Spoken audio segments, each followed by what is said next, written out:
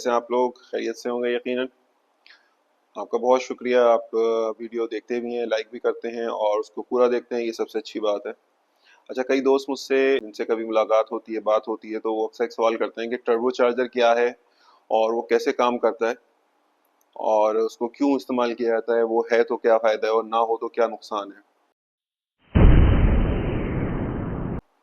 कि turbo charger अगर आपके इंजन में नहीं होगा तो ऐसा नहीं है कि इंजन नहीं चलेगा। बहुत सारे इंजन ऐसे होते हैं जिसमें टर्बो चार्जर नहीं होता और वो बहुत अच्छे से चल रहे होते हैं। जो इंजन विदाउट टर्बो चार्जर चल रहे होते हैं वो नेचुरली एस्पिरेटेड इंजन कहलाते हैं। ऐसे इंजन जिनमें टर्बो चार्जर लगा हुआ होता है वो वो भी कुछ ना कुछ तो कहलाते ही होंगे। नेचुरल एस्पिरेटेड इंजन में और टर्बो चार्ज इंजन में, ऐसे इंजन जिनके अंदर टर्बो चार्जर लगा हुआ होता है वो टर्बो चार्ज इंजन कहलाते हैं और जिनमें नहीं होता वो नेचुरली एस्पिरेटेड इंजन कहलाते हैं। जिस तरीके से आपकी बाइक है, CD70 की मिसाल ले लेते हैं, तो उसमें टर्बो चार्जर नहीं होता, फिर भी वो बहुत अच्छे से चल रही होती है। बट अगर कोई इंजन जिसमें टर्बो चार्जर होगा तो उसका फायदा क्या है?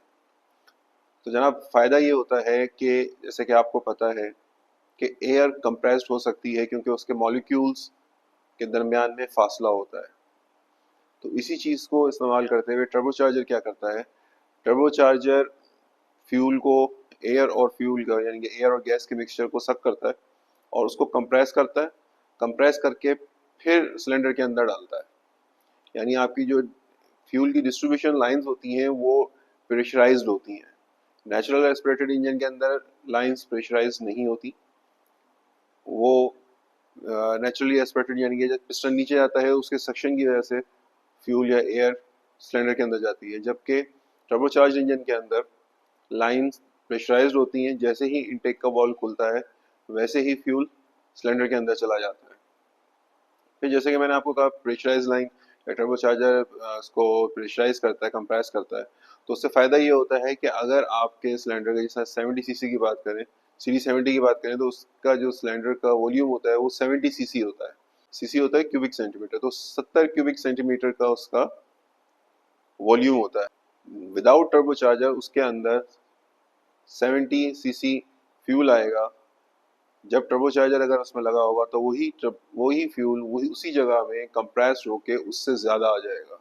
वो टर्बोचार्जर की एफिशिएंसी पे डिपेंड करता है कि कितना ज़्यादा आएगा। हमारे जो जेन बाकर होता है उसके अंदर भी यही होता है कि जो उसका वॉल्यूम होता है नेचुरली एस्पिरेटेड, अगर वॉल्यूम लें तो टर्बोचार्जर क्या करता है, वो ज़्यादा प्रेशर से उस सिलेंडर के अंदर ज़्यादा फ्यूल डाल देता है। मोर फ्यूल मतलब मोर पावर। ज़्यादा पावर प्रोड्यूस होती है तो इंजन की आउटपुट बढ़ जाती है। इसी वजह से टर्बोचार्जर लगाने के बाद इंजन आपका फुल लोड ले सकता है। अगर विदाउट टर्बोचार्जर हो तो ये गालिबन कोई 500-600 किलोवाट तक ही लोड उठा सकेगा। बाकी जो टर्बोचार्जर होता है वो इसकी एफिशिएंसी को बढ़ा देता है, खासतौर पर सिलेंडर की वॉल्यूमेट्रिक एफिशिएंसी को बढ़ा देता है। टर्बोचार्जर कैसे काम कर रहा होता है कि टर्बोचार्जर एक शाफ्ट के ऊपर दो इम्पेलर्स होते हैं। एक को एग्जॉस्ट के प्रेशर जब लगता है तो वो घूमना शुरू होता है। अब उसी शाफ्ट के ऊपर कंप्रेसर इम्पेलर होता है, टरबाइन और कंप्रेसर इम्पेलर। एग्जॉस्ट जब टरबाइन को घुमाती है तो टरबाइन क्या करती है, कंप्रेसर इम्पेलर को घुमाती है।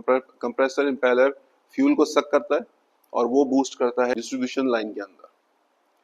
तो उससे फ्यूल जो होता है वो कंप्रेस होता है, कंप्रेस होकर इंजन में जाता है।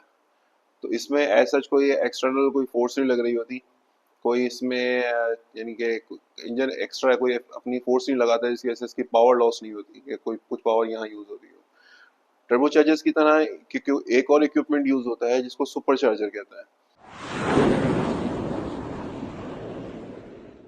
सुपर चार्जर क्या करता है, जिस तरीके से यहाँ पर कंप्रेसर इम्पेलर जो है वो बेसिकली आपका टरबाइन के साइड जो इम्पेलर लगा हुआ होता है एग्जॉस्ट का, उससे चल रहा होता है, यानी एग्जॉस्ट के प्रेशर से कंप्रेसर इम्पेलर चलता है।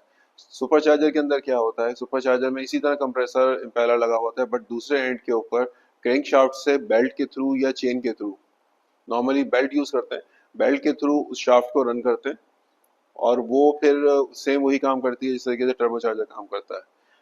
बट इन दोनों में फर्क ये होता है कि जब क्रैंक शाफ्ट के थ्रू बेल्ट के से कनेक्ट करते हैं सुपर चार्जर को तो कुछ ना कुछ इंजन की पावर वहाँ पे भी सर्फ होती है, जो कि फ्यूल फिर ज़्यादा खाता है। जबकि टर्बोचार्जर जो एग्जॉस्ट के प्रेशर से घूम रहा होता है वो ज़्यादा एफिशिएंट होता है as compare to supercharger. Supercharger normally जो स्पोर्ट्स कार्स होती हैं उसके अंदर इस्तेमाल होता है, और टर्बोचार्जर जो आप यूज़ होता है वो नॉर्मली जो पावर जनरेशन के लिए इंजन यूज़ करते हैं उसके अंदर टर्बोचार्जर यूज़ होता है। और ज़्यादा एफिशिएंट होने की वजह से इसको और भी एप्लीकेशंस में यूज़ किया जा सकता है। तो बेसिकली टर्बोचार्जर का जो फंक्शन होता है वो इंजन की पावर को बढ़ाना होता है। तो पावर कैसे बढ़ाता है कि सिलेंडर की जो वॉल्यूमेट्रिक एफिशिएंसी होती है उसको इंक्रीज कर देता है, सिलेंडर के अंदर कंप्रेस करके एयर और फ्यूल के रेशियो को ज़्यादा से ज़्यादा उसके अंदर डालता है, जिसकी वजह से ज़्यादा फ्यूल जाने से जब कंबस्शन होती है तो ज़्यादा पावर प्रोड्यूस होती है और इंजन ज़्यादा आउटपुट देता है। तो टर्बोचार्जर का मेन फंक्शन ये होता है। आज के लिए इतना ही। अब ये इंशाल्लाह ताला फिर किसी नेक्स्ट वीडियो में किसी और चीज़ को डिस्कस करेंगे। आप कोई पर्टिकुलर कोई चाहते हो कि मैं किसी चीज़ के हवाले से डिस्कशन करूँ या अपनी इन्फॉर्मेशन शेयर करूँ तो मुझे कमेंट में ज़रूर लिखिएगा। और वीडियो अगर आपको पसंद आई हो तो उसको लाइक करें, चैनल को सब्सक्राइब करें। इंशाल्लाह फिर मिलते हैं।